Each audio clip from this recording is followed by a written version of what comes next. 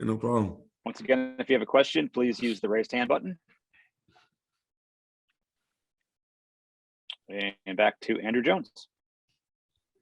I don't know if you heard the questions we were just asking Jeremiah, but we'll kind of stay on that topic.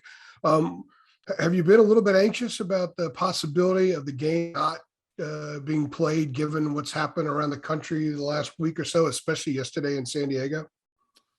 Yeah, I'd say I've been a little anxious, but like the most important part for me as a player and just us as a team, just staying focused, because you want to have that doubt that, yeah, we might not be able to play, so we don't want to get relaxed. We want to keep our edge and bring it to tomorrow. Jeremiah said the fact that you guys have handled it pretty well the last 2 years, haven't really had a lot of positives, gives him a lot more faith and confidence that this game will take place, especially if it doesn't, it wouldn't be because of you guys, because of the way you've handled it. Do you share that same thought? Yeah, I believe the same thing as Jeremiah. I feel like the protocol, the COVID protocols we've had over the past 2 years, it's become our new normal now. So it's not nothing new to us. We've been staying like up to date with everything, making sure all our guys stay safe. That way we can always have a chance to play. Cool. Thank you. Appreciate it. Okay, over to CL Brown. Tomon, I wanted to ask your impressions of Sam Howell from that first game he played back in 2019 against South Carolina. Did he reveal anything? Like, did you feel like during the course of that game you discovered you had something special, or was it like, you had seen him in practice before and it just kind of reaffirmed what you thought about him? Yeah, when I first saw Sam play against South Carolina, it's someone new. You got a new quarterback, and of course you see him in practice, but a game is a totally different thing. And then we just came balled out, just showing me that, like, yeah, we have a true competitor as our quarterback, and someone who's always wanting to do anything to win the game.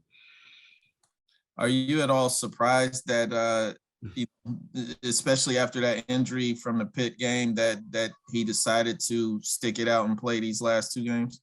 No, I'm not surprised at all. That's just kind of the person and player that Sam is. He always wants to do what's right for his team and puts us before himself. So I know that he was going to do that from the start. Thank you. Okay, back over to Ben. Brian. Hey, Tomon, I wanted to ask, way back when, did South Carolina recruit you at all? And when you kind of look at them on film, what kind of stands out and pops about their offense? Yeah. Back in high school, I got recruited a little bit by South Carolina. I don't believe I received an offer for them, but as of now, what stands out from them is definitely their run game.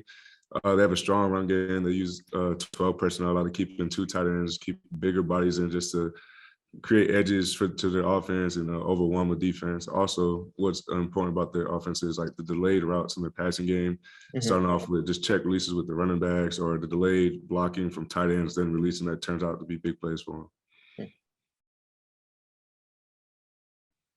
Okay, we have a few more minutes available. If you have a question, once again, the raise hand button.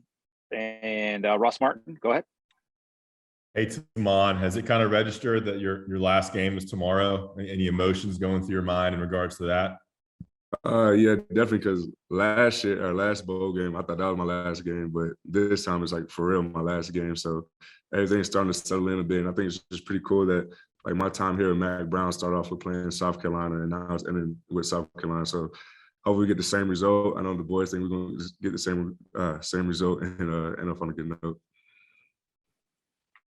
All right, back over to Ben.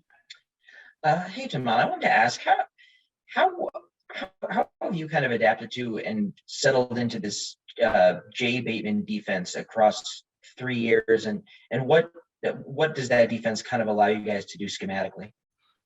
Yeah, I think Coach Bateman's defense is just very versatile. Like each player is able to play in different spots on the field, just keep very fluid.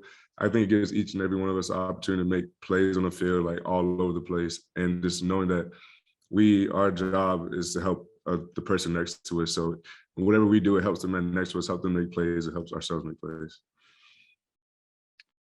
Greg Barnes. Tomon, you mentioned the Orange Bowl, possibly being your last game, and of course you made the decision to come back. Just curious on your thoughts on how this year has gone, and if you think that was a wise decision for you. Yeah, I decided to come back because I didn't like the way we ended the year last year, but I feel like I still agree with my decision to come back. I feel like I became a better player, I became a better leader, and I just helped this team become who it is they are now. And in terms of looking ahead, I mean, you got to play a key role as a senior, especially on the defensive side of the ball. What do you think's in store for this defense in the years to come? I see a lot of great things for this defense. Me coming back another year, I was able to see some of these young guys grow, see some of the leadership that they develop.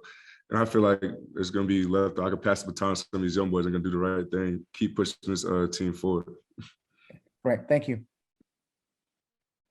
Well, that was the last one I think we had for you, Tomon. Thanks for a few minutes this morning. No problem.